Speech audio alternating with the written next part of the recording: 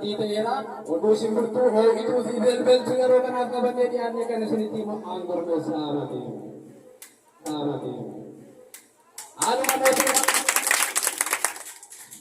Haaluma mootummaan qorannee to'annoo jala oolchina malee diineen qorannu jedheen har'a dargaggoo Ammaarshee Farraan waggoota darbaniif qorannoo ciccimaa erga irratti gaggeesseen booda malaamaltummaa jaalalaatiin yaada koo, qalbii koo, onnee koo hundumaa na saamtee qullaatti naafifteetti jechuudhaan guyyaa har'aa kana shamarree faayituu kaniin to'annoo isaa jala oolchee jira. Oduun to'annoo jala ooluu ishee akkuma dhaga'ameen namoonni baay'een helikooppitariidhaan dhufti jedhanii yoo eeganillee faayituun garuu miinzolii fi addooyyee isheetiin marfamtee akka dhufteetu himamaa.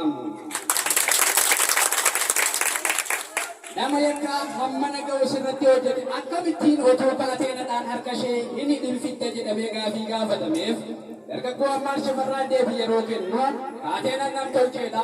Poolisiitu furtuudhaan banaa cabuu danda'a, baduu danda'a. Kanaafuu ani kaateenaa uumamaa kan hin cabne, kan hin banne jaalalaan laphee ishee hidheeffite jechuudhaan deebii kennee jira. Dhimma kanarratti abbaan alangaa federaalaa gaazexeessota biyya keessaaf biyya alaaf gaafiif deebii kennaniin gidiraan ammaan irratti raawwatame baay'ee waan ta'eef to'annoo jala ooluu ishee olaantummaa jaalalaa mirkaneessuuf gahee guddaa qaba jedhanii jiru. Gidiraawwan akkamiitu ammaan irratti raawwatamaa ture jedhanii gaafii gaazexeessitoonni gaafataniif deebii yeroo kennan kanneen akka hirriiba dhabuu, guyyaatti kaardii mobaayilaa abbaa dhibbaa fituu, hojii dhiisee bakka ishee jirtu marmaaraa oolu, mana hoteelaa dhaqee otoo nyaati waa nyaatee dhuge se'ee qarshii kafalee ba'uu fi kan kana fakkaatan akka ta'an dubbataniiru. Badii shamarreen tun hojjettee guddaa ta'uun isaa ragaadhaan waa mirkanaa'eef adabbiin kun ni barsiisa, ni bashannansiisa, ni gammachiisas jechuudhaan bakka maatiin gama lamaanii keessummoonni firiyoonni isaanii argamanitti shamarreen tun umrii ishee guutuu hammaar wajjin akka jiraattu murteessee jira. Maatii ishee keessaa namoonni tokko yaada kennaniin murtiin kenname sirrii fi yeroo isaa kan eeggate ta'uu himanii namoonni yakkaa guddaa hamma kanaa hojjete dhuguma gatiin akkasiin isaaf mala jechuudhaan yaada isaanii ibsatanii jiru.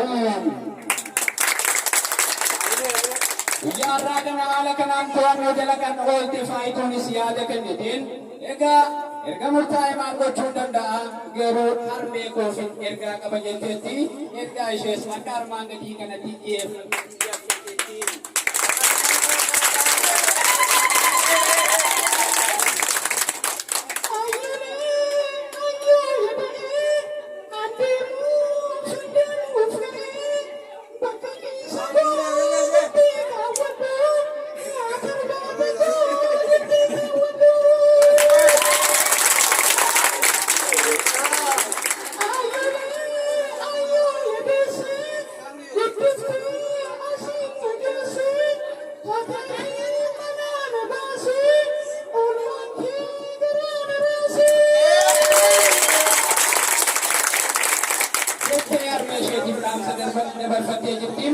daawwattoota keenya oduu guyyaa irraaf qabannee dhiyaanne kana fakkaata.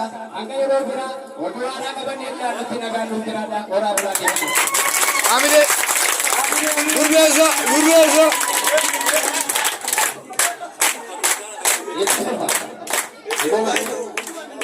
Hidhumatti ganaadha.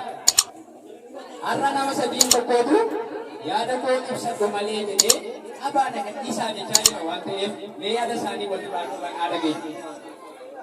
Tokkoffaa nama meeqa jennee? Nama sadi. Tokkoffaa Ammaar maal jaadee boondinis haa waliin dhageenya. Ani sin jaalladha har'as taanaan boru an otoon si qabu yommuu qalbiin jiru tokkoffattuu xiyya yaafuttuu jiru gooti onneen biyyaaf ta'e dhugumaan adda baati. Ati naaf qoricha siiniin dhibee fayyaa mee otoon si dhabe ammaantu naaf fayyaa isheen naaf bakkana jireenya naaf tolchiti dungoo jaalalaa qabsiiftee mana kan koo ibsiti na abdadhu naan jettee egeree koo miidhagsiti. Akkuma daawwiti gamana dhaabbattee gamatti hangaati mee takkaa asnuuraadha faayituu na fakkaatti. Wal jaalachuun keenya eeyyee daangaan qabu godoon nuti jaarree bubbeedhaan hin cabu kana sani jedhee namni naaf hin fillee gaafuma wal barruu yaadaan walii gallee utuu wal jaalannuu kunoo ollee bullee har'ammoo wal fuunee waliin mana galle wallaahii billaahii nuti waliin mallee. Halkan guyyaan jedhu ergansi jaaladhe waan namni naan jedhu hundumaa lagadhe ambarsiin jedheetiin maraataa fakkaadhe yaa faayituu biyya bakkan si argadhe.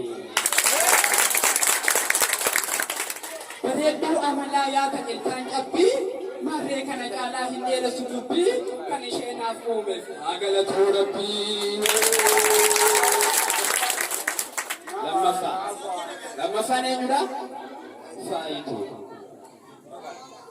Ammaan jaalachuu koo godhanii balleessa namni maaf ammeessee waa'ee koo odeessa inni naaf uumame rabbiin na badhaase isa argachuuf immoo gatii qabbaasee.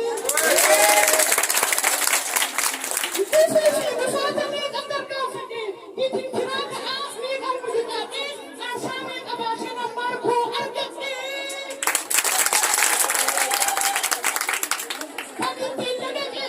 Kan ittiin lagaqee nu kan ittiin tabbabaanu nuti waliif hiikita yoomillee addan baanu kan ittiin wal yaallu kan ittiinis wal wal'aannu nuti waliif qoricha wal malee fayyaan taanu.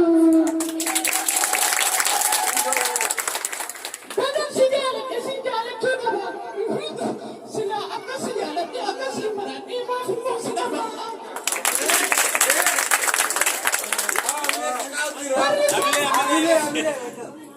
Barri isaa fakaatus guyyaan waggaa ta'ee anis qofaan hafne jaalala keen dhabee guyyaan nuuf gammachuu dhufe as nu ga'e yaa hambaanoo kiyya bagansi argadhe bagantuun kee ta'ee. Ati naaf qoricha jiruu koofis wabii mee takkaa jaalalaan ofitti naqabii hamattuuf kumattuuf hunda kanaa godhee.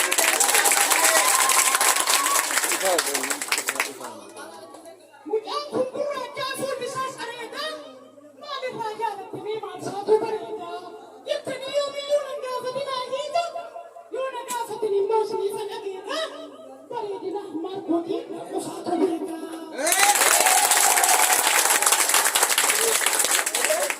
Haalli isaa garraamii ilkaan isaa kaarruu ta'uu loolu gurbaan sadii taatee birruu.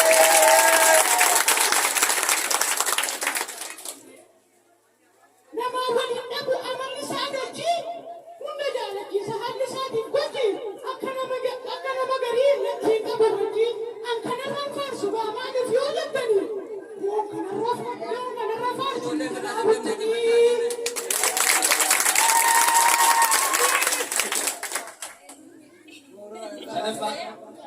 Sadaffaan eenyudha? Sadaffaa eenyu beekame nama dhaaba sadaffaadha. Dumalee jawwala anuma mataa kooti isaanuu haasaan yaadi maa kalliftaa akkanaan hin jedhu jechuudha. Egaa yaa hammaarkoo maal ta'ee gurbaan kunii maaliif hin fuudhu tefee arriif gaafa baasoo malee kanarra maaltu hafee jedhee otuun si qomadhuu waggaa lamaaf walakka kunoo si biratti erga kanarra maalan shakka dargaggummaan keessa fee ta'uuf deemta baawarraa kunoo halkan xiqqee faayituu fuute gaa'arraa. Ijaan agartan kunoo isinuu akka ragaatti firoonni ammaan hundi chawulaa nagaatti. Hoomaan dhibbadinaa fi bula jettanii agabu siinji hammaan gonkumaa waa nyaatee buluu dhabu. Yaa hammaan faayidaa. Silaa jireenya namaa waaqatu jalqabsiisaa dhugaadhaan wal jaaladhaa maal nama jalqabsiisaa. Dhugaadhaan wal jaaladhaa jaalalaan gurguddadhaa yoo teessanis yoo kaatanis guyyaa hunda wal gurguddadhaa.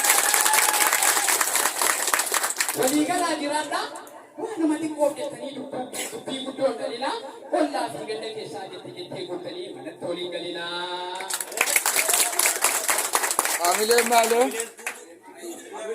Gaafa walitti dallantan immoo jedhaan deebinaa godhaa fi dinga keessa dogoggorri yoo jiraate ofumaa walitti himaa ofumaa wal sirreessa. Akka cirracha galaanaa horaa baay'adhaan jedhe kun eebba faawwaaqaati. Gonkumaan dhaga'ina ammoo isa jedhee odeessitu waa'ee karoora maatii. Ijoollee nama malee dhalchinaa inni jedhu gatiin qabu hundisaa maal itti moo dhalchitan isaa isiniif hundisaa maaliif lama dhalchitu maal michiitu sin qabe oromoon baay'ee dhalchee waan nyaachise waan dhabee. Guddatanii baratanii rakkoo uummata keenyaatiif akka nuuf fidan fala amma dandeessanitti dhalchaa ilmaaf intala seenaaf duudhaa Oromoo kan deebiftu bakkeedha. Uummata Oromoo biratti dhala jechuun warqeedha. Gammachuuf kolfa malee hin arginaa imimmaanii horaa baay'adhaa ta'a warra durbaaf ilmaanii gurguddadhaa damee baasaa kallattii hundumattuu iji hamaan sillaate immoo jettee haa qubatu.